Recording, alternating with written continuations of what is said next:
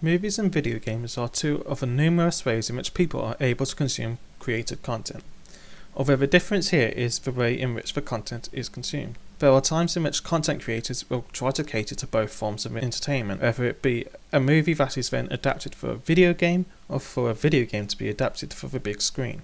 It's easy to see why the companies behind the movies that are made will want to have their movies adapted from the big screen into a video game, with the video games industry being worth almost triple that of the movie industry. GamesIndustry.biz reports that the games industry generated $108.4 billion in revenues in 2017, while Statista reports that earnings for the global box office amounted to $40.6 billion in that same year. Looking at these earnings, it's understandable that the video game companies would also like a chunk of the earnings in the box office industry as a bit of extra money. However, it seems as though the film industry is more successful at adapting their movies into video games than the video game industry is adapting games for the big screen.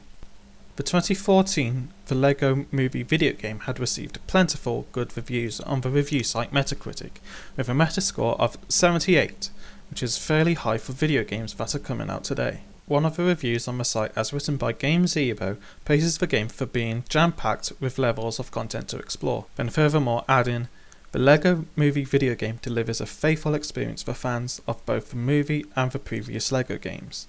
Another positive review by Action Trip adds, "The Lego Movie video game was one of the few Lego games that instantly made me want to play more upon finishing the story mode."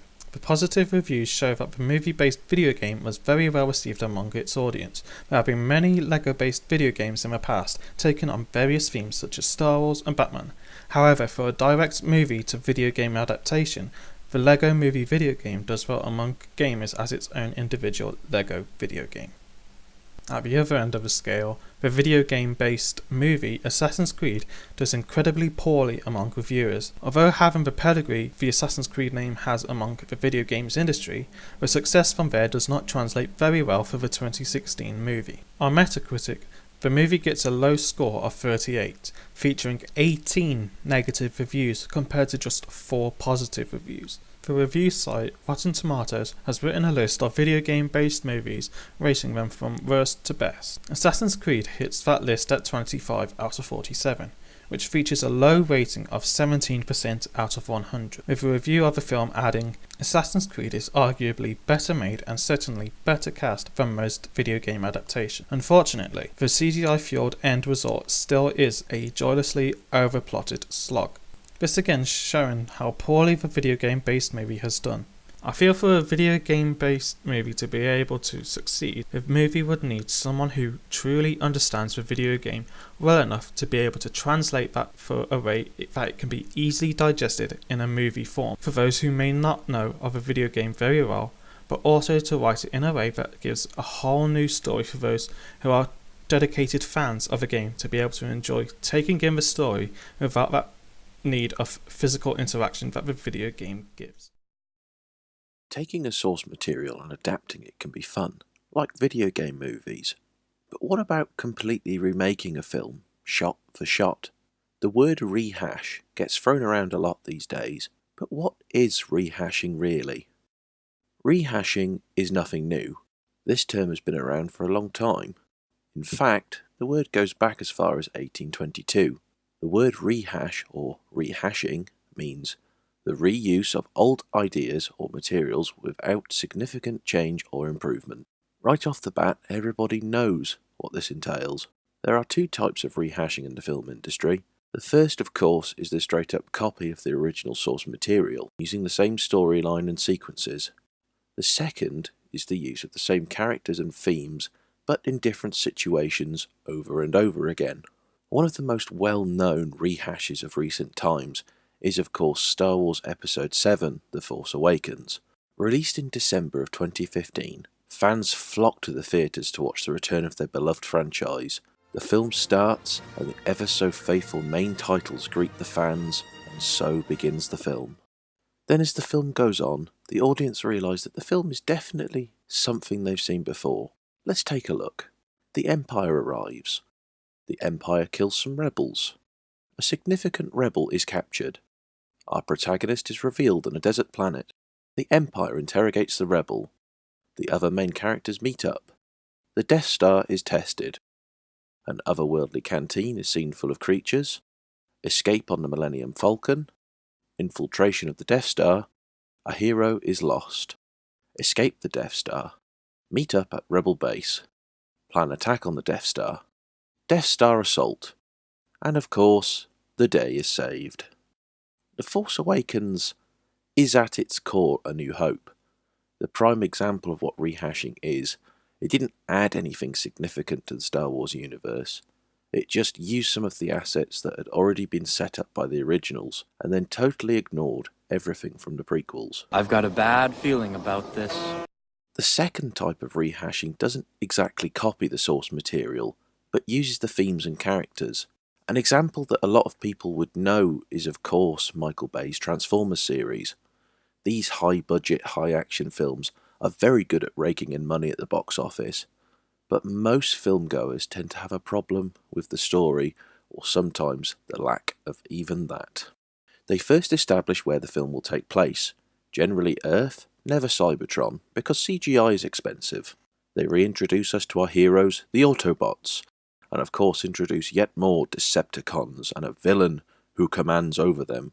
The race for an artifact or person starts. A hero may be lost along the way. A few battles take place and the plot thickens. The villains catch up to the heroes. An explosive and generally way too long final battle takes place. Of course the heroes win and the day is saved. The villain is either killed or escapes, readying themselves for the next sequel. The movies nowadays, that's the trouble. Sequels and remakes, bunch of crap. There's a phrase that people throw around a lot these days: nothing is original anymore. In a world of cinematic universes and remakes, it feels like production companies are blasting out the same style of content all the time. A good example of this would be chat shows. They find a format that works and they stick to it. The format eventually becomes stale and they move on and find another format until that becomes stale. It's a vicious cycle of unoriginality. But here's the thing, nothing's original, and even if something was original, original does not mean good. Everything can be traced back to something. The author of Steal Like an Artist gives an example of how people steal from something and make it their own in one of his books. It seems like a lot of the great artists are aware that nothing is original. Art is theft, Pablo Picasso. We got to pick and choose the ancestors who would inspire the world we were going to make for ourselves, Jay-Z. The only art I'll ever study is stuff that I can steal from, David Bowie. I think T.S. Eliot explained stealing from other artists best when he said, "Immature poets imitate, great poets steal." But he said bad poets take what they steal and they deface it, and the good poets turn it into something better, or at least something different.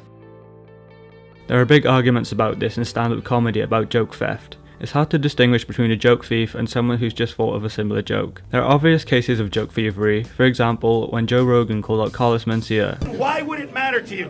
Why the fuck would it matter? Why would it matter to you? Who even admitted to stealing jokes once he was called out. If you think that I steal jokes, fuck yeah, you're right. Of course I fucking steal jokes. Are you out of your fucking mind? When I come to a comedy club, you better run, bitch. You better get the fuck off stage. Because if anything you say is even remotely funny, I'm gonna make it mine.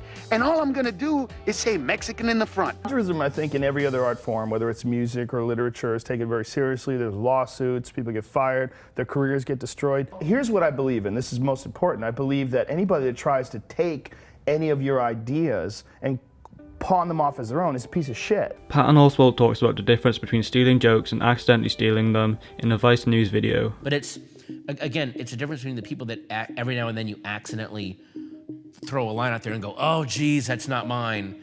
Or the people that they throw a line out there and it gets laughed and they go, meh, fine, let it pass, I'm getting money. It sounds like there's a line somewhere for you, but yeah, it's I mean, gray. If you're a comedian, you know when something's been stolen, when something is not right, when clearly someone is doing something that is just not theirs. You ever black out when you're drinking, or as I call it, time travel? Has anyone ever blacked out and been awake when they've come out of it? Thank you, sister. It's kind of cool because it's like you're a time traveler. You're just like back in your body, like. A tell is the best. A tell. Did you see his special road work? I heard it's awesome. It's so funny. Or some joke theft accusations could just be a case of parallel thinking. I think you saw me do them. I know you saw me do them, and I think they just went in your brain.